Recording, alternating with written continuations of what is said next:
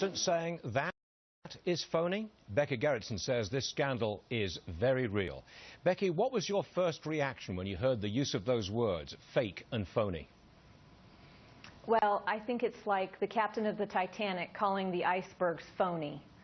I think the only phony thing going on is the narrative that the White House is trying to push off onto the American people. Okay. You were well known. That testimony was high profile. It had significant impact. You're not a political pundit. You're a real person reacting to the targeting of your Tea Party group. Has anybody contacted you since your testimony or since you were intimidated by the IRS? Nobody? No. I believe this administration is stonewalling the investigation, taking the fifth, and now calling it fake or phony. I still have not been contacted by the FBI, so to me it looks like nothing's being done. Now, the president, he said it's fake and phony scandals, and he said, quoting now, they need to stop. What's your reaction to that?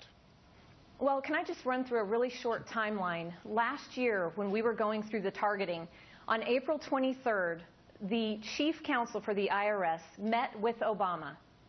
The next day, Doug Shulman, the IRS commissioner, met with one of Obama's top cabinet officials with 3 other people for 8.5 hours. And the very next day, April 25th, new directives come down from the chief counsel of the IRS, redoubling their efforts to target conservative groups. I think a toddler can connect the dots and know that this is not a Republican made-up scandal. This came from testimony from IRS employees.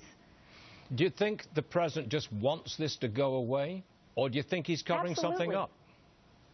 I think he wants it to go away, and it's very possible he's trying to cover something up.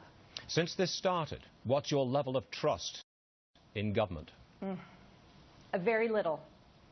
What was your personal reaction? And when that word was used, phony, fake, I want to know exactly what you thought. You know, I'm normally a very nice, calm person, but it makes my blood boil. I was very irate.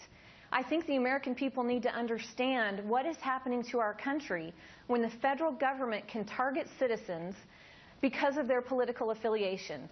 Also, they can take a scandal like Benghazi and 4 people were killed and then say, oh, it didn't happen after they tried to cover it up. It blows my mind, and I'm sick of it. Becky Gerritson, you're a real person, and we thank you very much for being with us today, Becky. Thank you.